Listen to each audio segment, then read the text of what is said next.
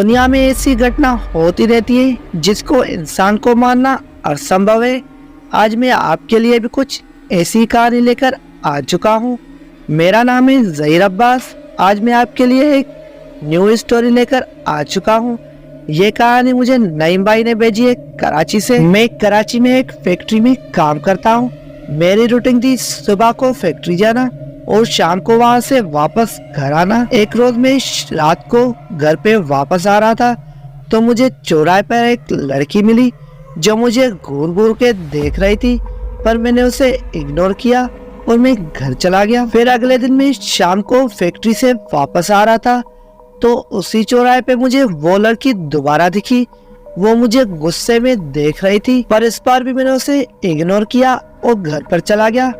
फिर तीसरे दिन जब मैं काम से वापस आ रहा था तो मुझे उसी चौराहे पर वो लड़की मिली। मुझे घूर घूर के देख रही थी और बड़े गुस्से में थी। मैं थोड़ा आगे गया। अब मैं अपने मन ही मन में सोच रहा था कि ये लड़की कौन है जो मुझे गुस्से से देख रही है। अब मुझे उससे बात करने का दिल भी कर रहा था, पर मुझ में इतनी हिम्मत नहीं थी कि मैं उससे बात कर सकूं। फिर मैं अपने घर पे चला गया। फिर अगले दिन जब मैं काम से उतरा तो मैं सोच रहा था अगर आज वो लड़की मुझे दिखी तो मैं उससे बात करूंगा और पूछूंगा कौन हो तुम। तो मैं वहीं उसी चौराहे पे आ गया, पर इस बार मुझे वो लड़की वहाँ पे नहीं दिखी। तो मैंने सोचा पता नहीं कहाँ चली गई। फिर मैंने वहाँ पर इंतज़ार किया, 1 घंटा इंतज़ार किया, पर वहाँ पे कोई भी नहीं था। मैंने इधर उधर देखा पर मुझे कोई भी नजर नहीं आया। तो मैं वापस घर पर चला गया। ऐसे करते करते मुझे 1 हफ्ता हो गया, पर मुझे वो लड़की कहीं पे नहीं दिखी। अब मैं उस लड़की को भूलने लगा। फिर मैं घर चला गया। जैसे मैंने दरवाजा खोला तो मैंने वहाँ पर क्या देखा कि बेड पर एक चिट्ठी पड़ी है। अब दरवाजा भी बाहर से बंद था तो वो चिट्ठी अंदर कैसे आई। मैंने चिट्ठी को उठाया और पढ़ने लगा। अब उसमें जो लिखा हुआ था उसको देखकर मैं भी डर गया। चिट्ठी में लिखा हुआ था मेरा नाम सोनिया है और मैं वही लड़की हूँ जो तुम्हें चौराहे पर मिलती थी। मैं तुमसे 1 हफ्ते से नहीं मिली, पर कल मैं तुम्हारा इंतजार उसी जगह पर करूंगी, तुम जरूर आना। फिर मैं सुबह को काम पे चला गया।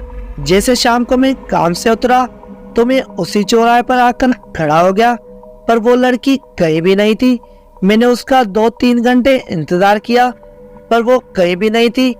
मैंने चारों तरफ ढूंढा पर उसका कोई भी अता पता नहीं था। उसके बाद मैं घर चला गया और उस चिट्ठी को मैंने उठाया। उस चिट्ठी पर एक एड्रेस लिखी हुई थी तो मैं उसी एड्रेस पर चला गया और उसका दरवाजा बजाया तो वहाँ से एक आदमी निकला। उससे पूछा सोनिया कहाँ है, मुझे उससे मिलना है। तो उसने बोला तुम्हें उससे क्यों मिलना है, क्या काम है। उसे मरे तो 2 साल हो गए। ये बात सुनकर मैं हैरान हो गया और मुझे बहुत ज्यादा डर लगा। अगर वो मर गई है तो मुझे चिट्ठी किसने लिखी। उसके बाद मैं वहां से आकर घर पे चला आया और घर पे आकर सो गया। जैसे मैं थोड़ी देर सोया उसके बाद मेरा दरवाजा बजा। जैसे मैंने दरवाजा खोला तो बाहर सोनिया थी और वो अंदर चली आई। उसने बोला मैं अपना घर छोड़कर आई हूँ, क्या मैं कुछ दिन के लिए तुम्हारे साथ रह सकती हूँ।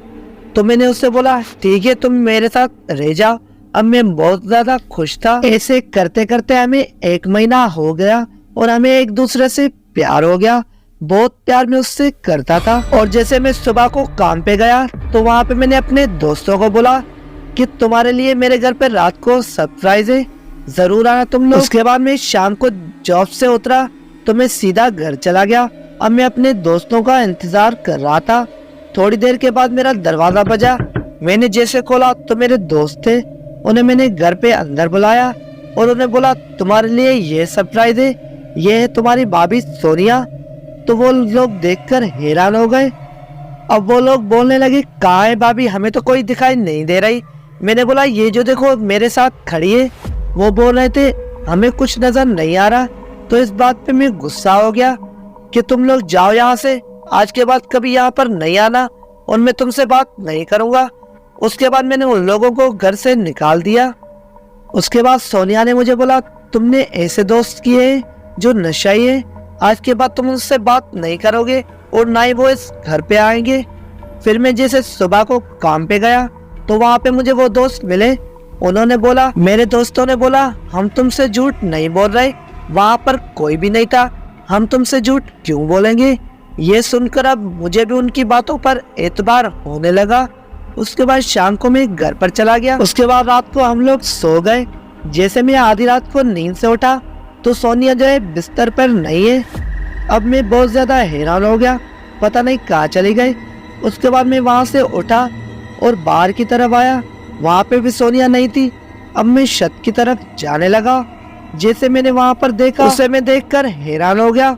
सोनिया ऊपर बैठी हुई थी और उसके साथ 3 साए भी थे, ब्लैक कलर में, जैसे शेडो होती है। उसके बाद मैं चुपचाप करके नीचे आकर सो गया। सुबह को मैं काम पे चला गया। अब मैं दोपहर के टाइम में उसी एड्रेस पर चला गया जो लेटर पे लिखी हुई थी।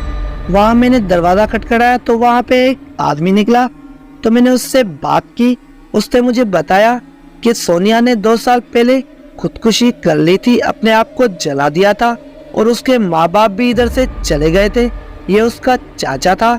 उसके बाद मैंने एक बाबा को लिया और घर पर लेकर चला गया। उसने घर पर दम वगैरह किया और पढ़ाई की।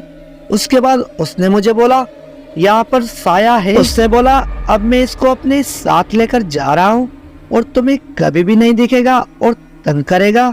अब वो बाबा चला गया। उसके बाद मुझे सोनिया कहीं पे नहीं दिखी। वो मेरे साथ थी तो जरूर, पर उसने कभी मुझे नुकसान नहीं पहुंचाया। पर मैं उससे बहुत प्यार करने लगा था। कुछ टाइम गुजरने के बाद मैं नॉर्मल हो गया। ये थी मेरी छोटी सी रियल स्टोरी। उम्मीद है आपको पसंद आएगी। गाइस, अगर आपको ये वीडियो अच्छी लगी तो इसे लाइक कर देना और मेरे चैनल को सब्सक्राइब कर देना। अगर आपके पास भी कोई ऐसी स्टोरी है तो आप मुझे कमेंट सेक्शन में बता सकते हो या नीचे व्हाट्सएप नंबर दिया गया है, वहाँ पर मुझे शेयर कर सकते हो। अगली वीडियो आपकी स्टोरी पे बनाई जाएगी।